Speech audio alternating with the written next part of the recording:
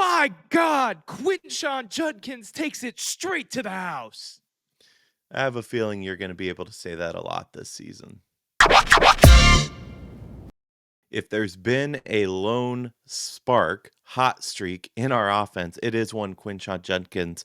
I wanna get into that in a second. We're gonna break down film, but first, both of us are representing you can't really see mine because of the mic, but the Cleveland Guardians are first place in the division right now. I know we are recording this following that game, and what a game. Some crazy stuff went on there with David Fry. Prayers up Oh to my David gosh. Fry. But get your butts in those seats. We got 1 week of regular season baseball left, and the guards need our support to push. We are in we are in the race. We are in the playoffs right now. We are getting a bye. We are the division champions if we just take care of business this week. Something that me and Eric a week and a half ago did not think was true about this team. So let's go and get after it, man. No team in MLB history has been down 15 and a half games and come back to win the division. So the Guardians, it's not over, obviously, but they are making history. By the way, you talked about David Fry, really scary moment. He was hit in the face, deflected off of a bunt, but basically took a 99-mile-per-hour fastball to the face. I was really worried. Thankfully, he's okay. He's hurt, but he's okay. Cleveland Indians player of the past was killed that way. Do you know that player? Just No, I trivia? do not. I do not. Chapman, 1920. You can visit his thing out in center field. More you know. I did not know that.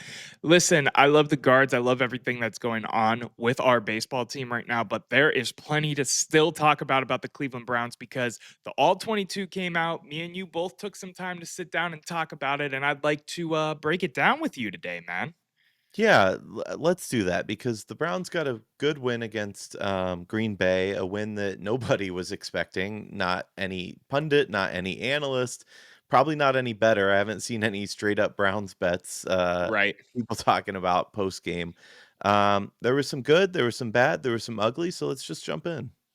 Yeah, let's talk and start with the good. And Miles Garrett was all over the field. So we're watching here. He is the defensive end on the left. I'm going to take that from the top again.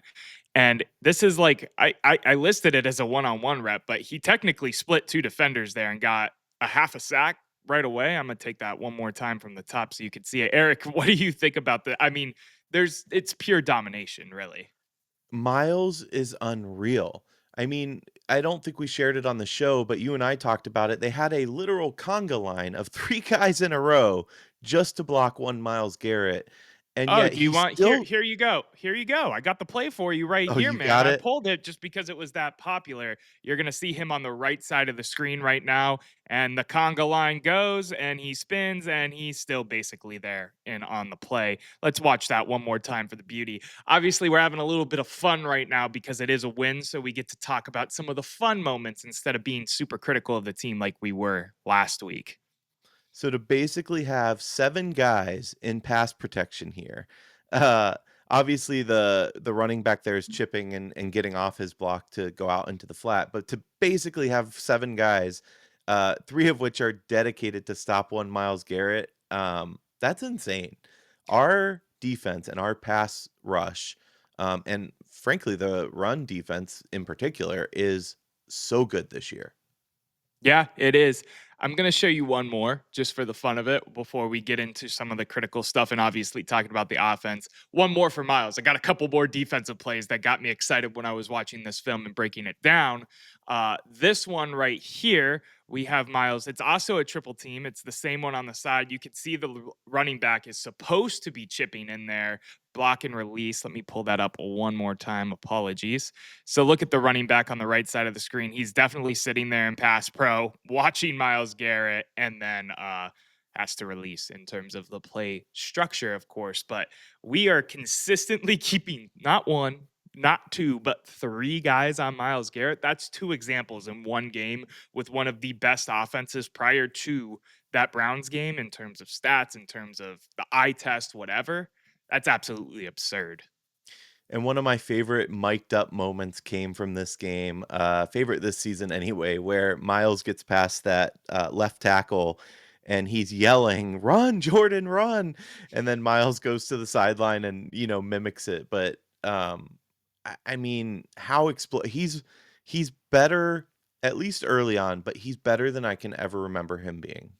No, this is the best he's been all year. And, there's a lot of scrutiny that went on with him having the trade request in the preseason or the postseason, really.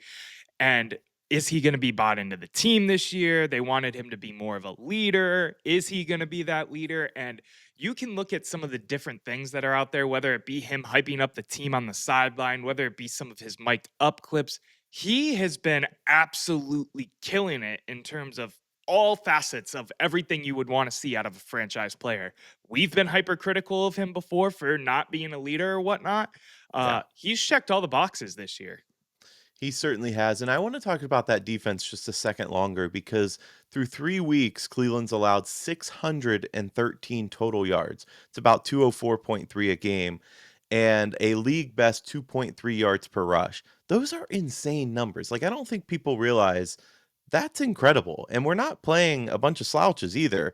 We had Cincinnati, who obviously they normally start slow, but a Joe Burrow led Cincinnati. He wasn't hurt A at the healthy time. Joe Burrow, right, that's the Right. biggest thing there is he was healthy. Yes, they start slow, but you're talking about a high-powered offense normally week in, week out there, yeah. Healthy Joe Burrow, you had Lamar and the Ravens, and then you had arguably what is, I don't know, question mark, the best team in the NFL in the Green Bay Packers. I, I mean, Mason Graham is another one. We talked about it the other day. He looks incredible. I think you mentioned he had like a 40+% pass rush win rate when the average is, I think you said 9. Yeah, it's 9. I I'll mean, come pull one of on. his clips right now.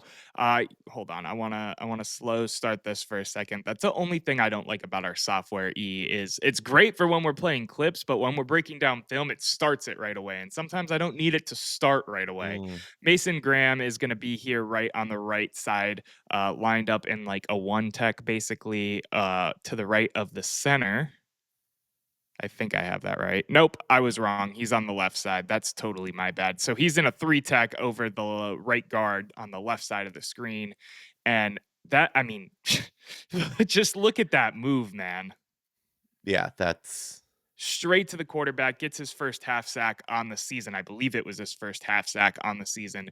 And that's the kind of stuff that we need to see out of him to continue to grow, to continue to be a great defensive tackle. I mean, he was going to be great in terms of run fits and all of that, but when you're seeing that type of pass rush move and getting straight to the quarterback right away, especially at the defensive tackle position, that dude's going to be scary. That's all I'm going to say, E. Yeah, for an interior lineman, again, it's hard to put in perspective. We said the numbers 43 versus an average of 9%, but to put it in perspective for an interior lineman, like you said, it's just insane. Like you don't see that. Him combined with Malik Collins, um, I mean, what more could you want from this defense? No. Well, I could tell you what else we have because we have yet another guy, and I think he's honestly been better than Mason Graham so far, and that's when Carson Schlesinger. I didn't pull anything crazy for him, like a sack or something like that. I Yeah. just really like his fit on this play. So you're looking at 49. He's to the right side of the line. He's lined up in between the tight end and the left tackle. So if you go from center over, it's like third. He's obviously 49. Let the play run. And I just like his fit here. He stops, he waits, and he gets to the run where as soon as it makes it to the second level, he just does great heads up linebacker plays like this all the time, and it equates to being a safety valve in that second level for this Cleveland Browns defense. And he's my pick right now for defensive rookie of the year, man. I mean, he looks awesome. I think you could be right about that. I don't think that's an overstatement at all. And keep in mind that these are two areas that the Browns have struggled. They've struggled at that linebacker position, and they've struggled to stop the run game in years past. And now we have certified run pluggers, like I said, best in the NFL in yards per attempt at like 2.3. Being able to stop the run, ironically, is what's happening or was happening to us flip it like onto our offense, that really changes the game because then your pass game becomes anemic. And we saw it with the Packers. We stopped the run, we stuffed that. We talked about it before the game. We expected that a little bit. But then Jordan Love's out there running for his life, doesn't really have anywhere to go with the ball. The defensive scheme worked and worked well. It did work extremely well. Can I keep it positive one last play before we get into, some of the critical nitty-gritty that, this video is really supposed to be about? I like positive, yeah. Quinshawn Judkins. I'm gonna let this one roll. There's not a lot here to really break down. I just really like his vision on this play. He's heads up, he sees the hole, he sees where the defenders are crashing, he breaks to the other side, he goes for the hashes. It's just typical heads up, good running back play. We don't see from some of our running backs. We haven't seen something like that from Jerome Ford. It's too much bounce, bounce, bounce. And Quinshon Judkins was a guy pre-draft that some said, I don't know how his vision is going to be. Well, that looks pretty damn good to me. What did it look like for you, Eric? Yeah, that wasn't something that bothered me with him. What I shouldn't even say bothers me because of the type of back he is, but what bothers me is that, if Travion Henderson hit that same hole and had that gap to the left, he's probably in the end zone. Quinchon doesn't quite have the burst of speed that I would like, but that's not the type of back that he is, and that's not something that's going to change or that can be taught. But you're absolutely right. The vision is there. He makes cuts like a non-rookie running back. I mean, I know it's a position where people can come in and make a difference, just like sometimes quarterback, but he looks good, man. He doesn't look like a rookie here. He pretty much single-handedly carried the Browns on his back, along with the defense, of course, in that game to bring the win. And you're talking about a guy that's practiced for a week and a half in the Right. NFL for real. I know I've already said it this week, but I'm going to say it again, a week and a half in the NFL. He's awesome. He is a highlight for this Cleveland Browns offense, and I cannot wait to see what he does this weekend against the Detroit Lions. Obviously, breaking down that game for you guys, preview style on Friday. Let's get into some of the nitty gritty, Eric. There's some rough patches, for lack of a better term, when it comes to this offense. And I want to start with my bread and butter of talking football, and that is, of course, the offensive line. There was a key injury to the offensive line. Why don't you break that down for anybody that hasn't been watching us, hasn't been paying attention real quick? Yeah, that would be one Dewan Jones, who for the third straight season goes down with a season-ending injury. Listen, the O-line is, kind of a patchwork at the moment, and there's been a lot of question about Dewan. He was a right tackle that converted to left, and he gets subbed in and out by Stefanski, supposedly because of heat. He wasn't up for it, apparently, not conditioned right. I think it was more likely performance. But now with him going down, the real question is, what exactly do we do? We saw Cornelius Lucas take some of that left tackle role, but it's a plug and play, and that's not a situation that the Browns want to be in. Right, and that's not even to mention the fact you kind of alluded to it, but they moved Dewan back to right tackle for this game because I'm assuming his performance at left tackle, and he went down with the injury. TJ Levingston came in to play right tackle. Obviously, Cornelius Lucas was already playing that left tackle role, Right. and I just wanted. I think this was the play right after the injury or the play 2 plays after the injury, and I want, if you're watching the video version of this, of course, to look at both of the tackles here, 71 and 72. And I'll just let the tape speak for itself here. Once Flacco snaps the ball, they're going to set straight back and both get beat off the edge pretty quick. I mean, you're talking, let it run real quick.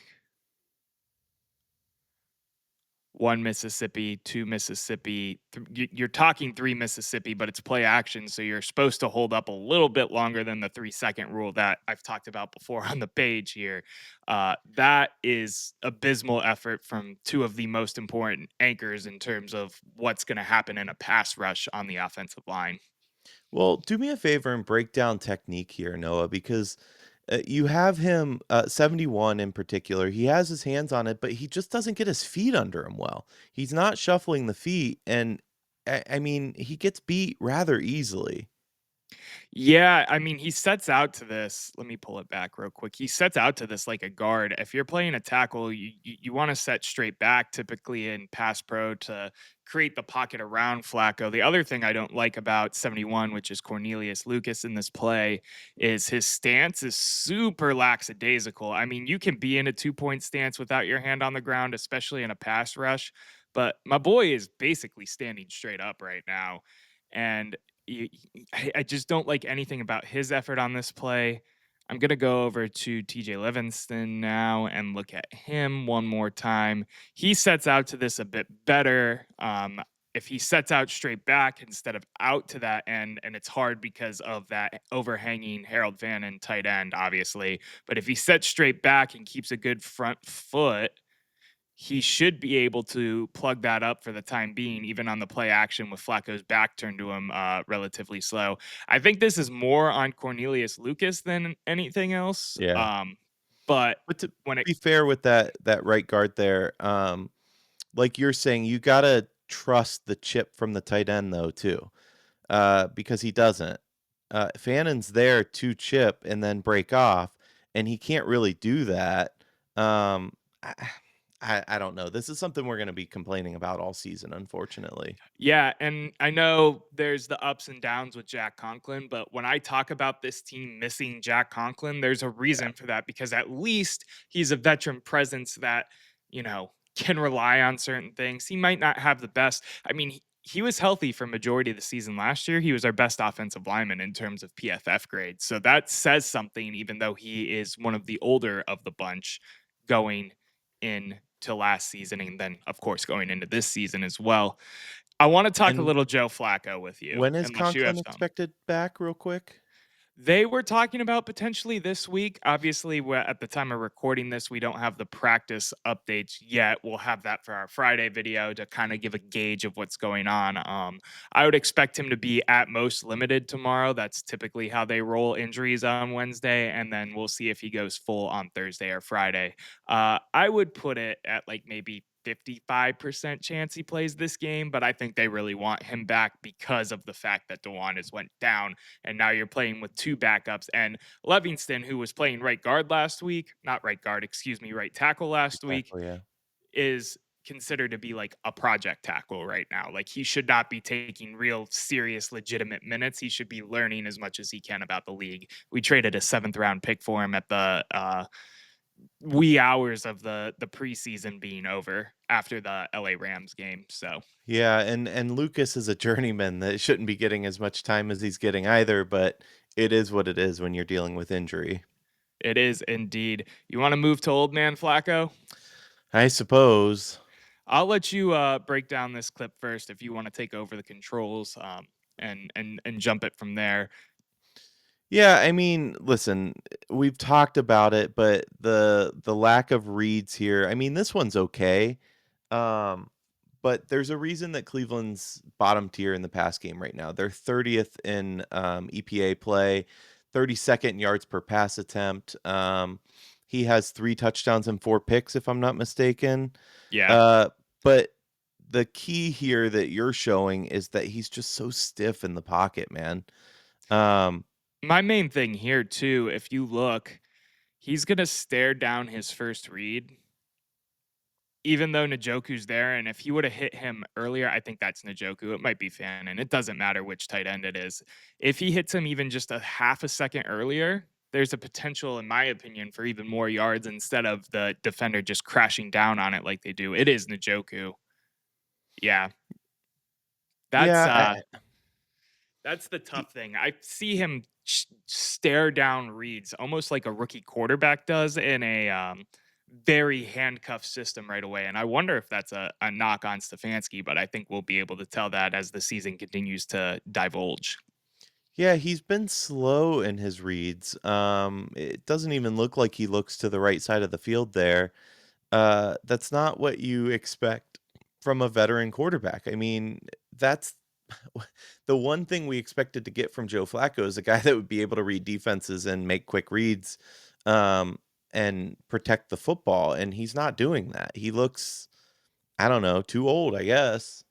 Yeah, and I was thinking about doing the counting thing there, the 1, 2, 3, and I wonder because like, right at that 3-second mark, he just turns and throws the check down, which I get it, like, he's trying to see if his bigger play opportunity's there, if not, throw the check down, but if it's not there, it's just not there. Let's move into the next play. All of this is really gonna highlight, missed reads, in my opinion, or too much time in the pocket. This one, I believe, is a missed This is a read. big one. I mean, wide open. You're looking, I believe that's Judy deep at the 45 to 50 right there, and I think he just throws the check down. It's a missed, Oh, uh, yeah, he yeah. pumps it and does nothing when he could have made that throw for sure, and I'm looking at the check down one more time. I Now, mean, to you be could even fair, you this could have isn't fit that ball real quick, I'm sorry, you could have fit that ball tight even and try to hit it to Njoku who blocked and released there. It's a tight window, but it's an NFL window. yeah, I don't know if he was worried about that safety coming over the top, but he's playing so far off that he shouldn't have been. And this is one of those rare instances, I said before that our receivers aren't getting a lot of separation. And Judy in particular, I mean, he's like 10 for 134 yards, I think it is. Yeah. They don't look good, but when you break down film, it kinda all comes back to Flacco.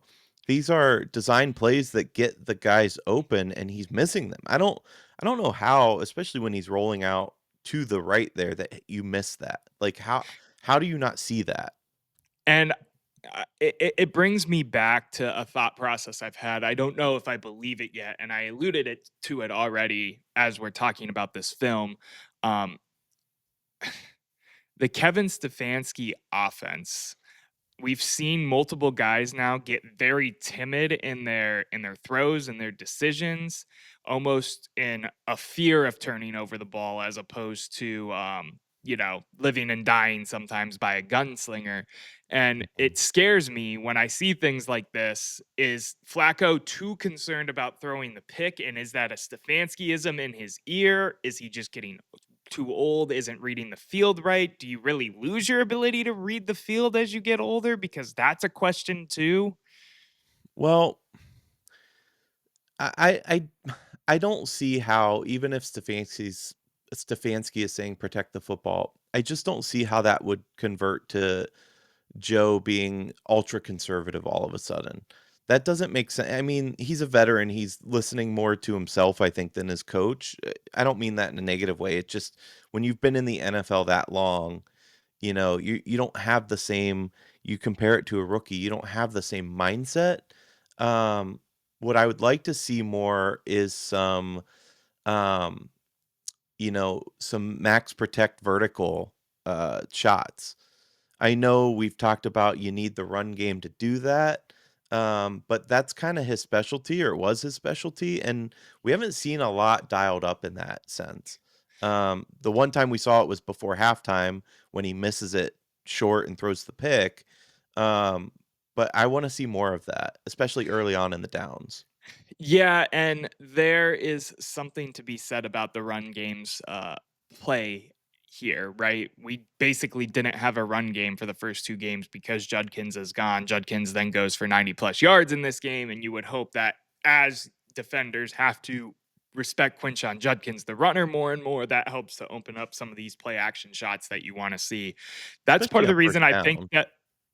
Go ahead. What? I said just especially on first down, when you're playing behind the sticks, like, a lot of options close themselves, you know?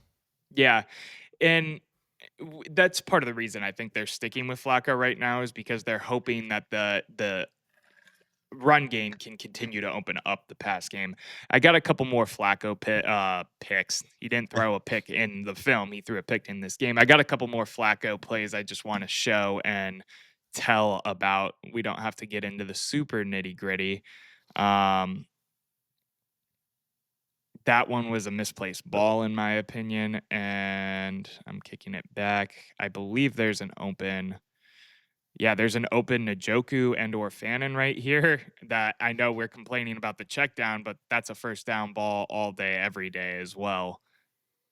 yeah, and when you watch other games, I forget which game I was watching, but it was this exact play where you have to thread it between the safety and I wish I could remember because if I'm not mistaken, it was a younger quarterback that made that throw, no problem. Yeah. And that is a tricky throw for a quarterback, don't get me wrong, but that throw should be made. He's there, and it's overthrown. At this point, I mean, how much more do you need to see before you say, "Okay, we're gonna roll with one of the rookies and see what happens?"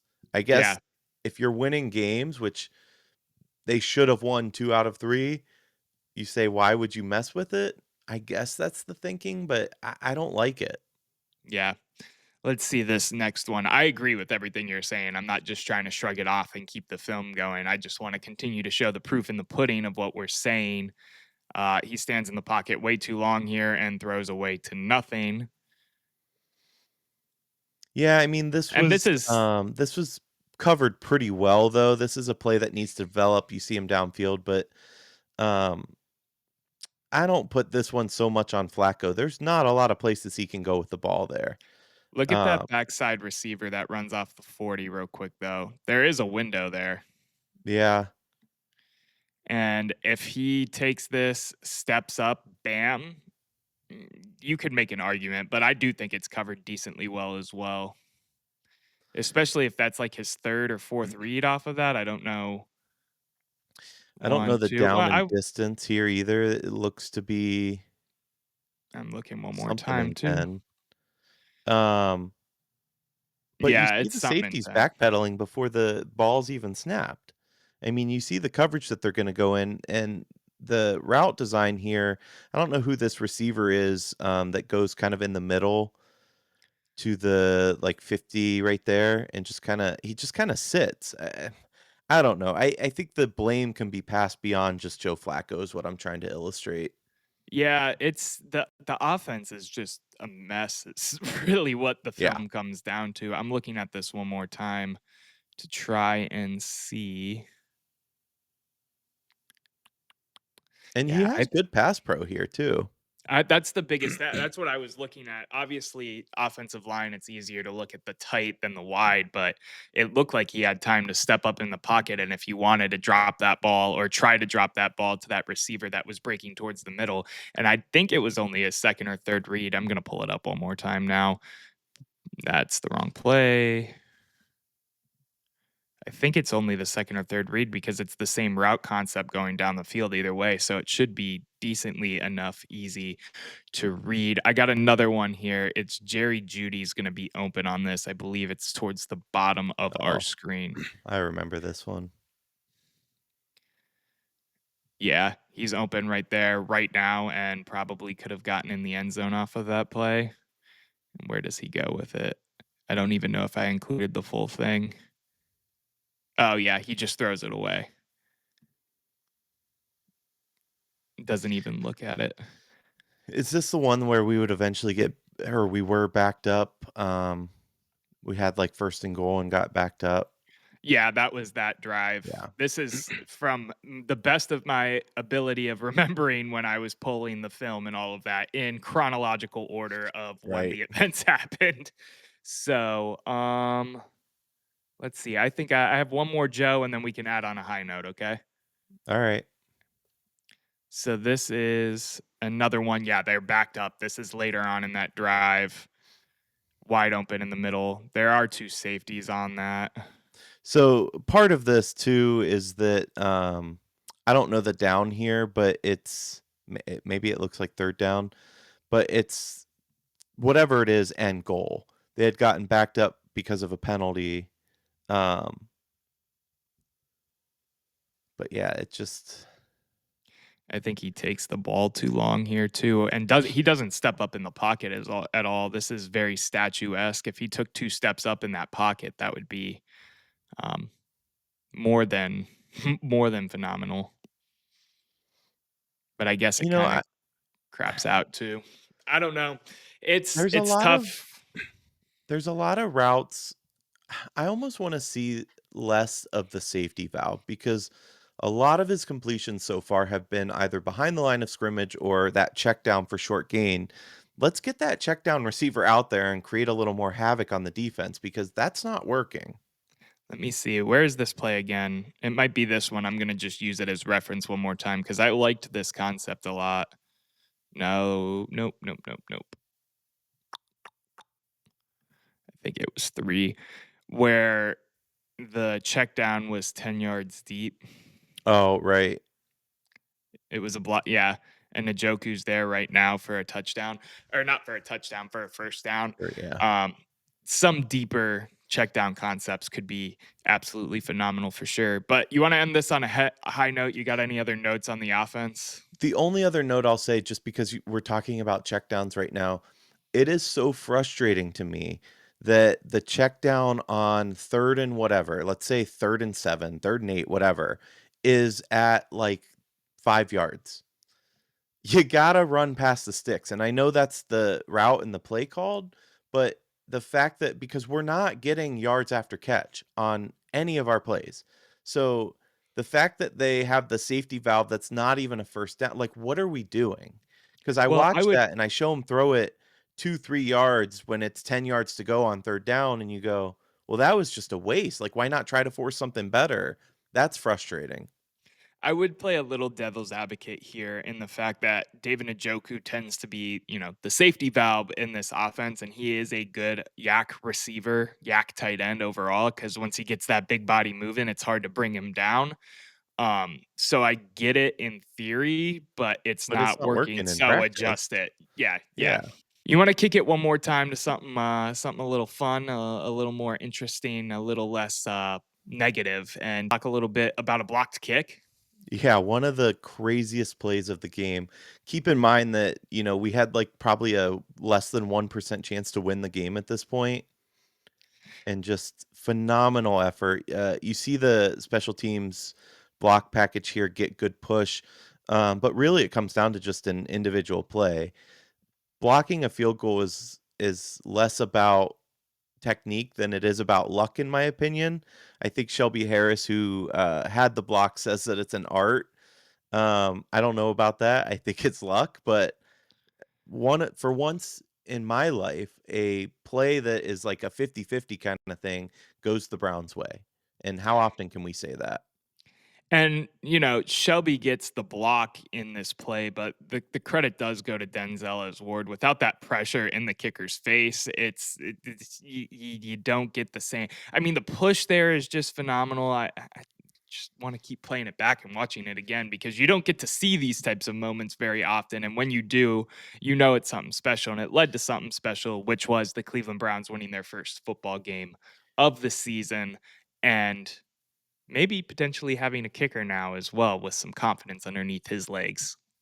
It's the same feeling, albeit smaller, of Rajay Davis choking up on the bat and hitting a homer when you go, "This is over, like, there's no way," and then all of a sudden, you're right back in it. Obviously, not as big of a game, but exact same feeling. I couldn't believe it watching live. I couldn't believe it either. Let's look for the offense to clean some things up and see if a change is really what's going to help there. Is it a Kevin Stefanski handcuff situation that is really affecting some of these reads for a guy like Joe Flacco, who, even in his older age, was never afraid to push the ball down the field before? And we've seen a couple examples in this film now of him being afraid to do so. It'll be curious to see how everything develops, but I want to touch on one last thing, Eric, if that's okay with you. Yeah, go for it. We are 1 week left on our giveaway. We are giving away a Cleveland Browns jersey of your choice, any player. All you got to do is subscribe and leave a comment to At the Office on YouTube, and you will be entered to win a Browns player jersey of your choice, any Browns player. And we got you. Yeah, we do indeed. I think I go back and forth on who the player is going to be that is picked, but it's fun. I mean, get in there, get your Browns jersey. We're literally giving it away. For sure, Eric. This has been fun. Well, fun for the most part because it is post a win. It's always good to get a little bit more of the story post fact. Obviously, you're in your fandom when you're watching the game the first time around. The second time around with all the angles is always helpful. Hopefully, this was helpful for some of you as well to understand some of the stuff that's going on aside from what the broadcast and the media is telling you and actually seeing some of these plays in fruition. Yeah, for sure. And make sure to stay tuned the rest of the week because obviously we'll be previewing the Browns game, but the Buckeyes are back too. They're traveling out to Washington to play Washington. That is, Noah likes to use the word trap game when talking about a MAC school, but this is actually a trap game. Washington has a very good offense. I believe the best in the Big Ten, if I'm not mistaken. So this should be interesting. It will be interesting indeed. I can't wait to break down and preview both the Ohio State Washington game and the Browns Lions game. It is still Detroit hate week over here in Cleveland. For F sure. that city up there, F that state up there. And until next time, me. Yeah, it was a good one. The debate never ends, but the show does for now. We'll see you next time.